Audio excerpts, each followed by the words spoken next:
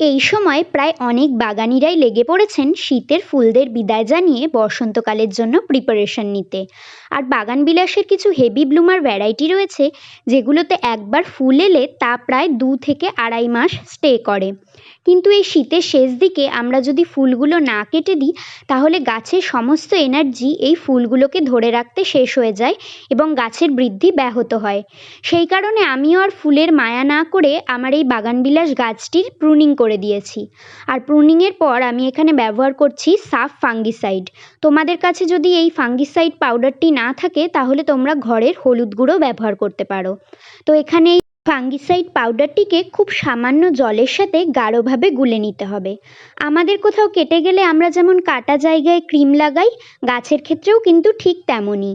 ফাঙ্গিসাইডের টেক্সচারটা কিন্তু খুব বেশি পাতলা করবে না, আমি যেমনটা দেখিয়ে দিয়েছি সেটা ফলো করতে পারো।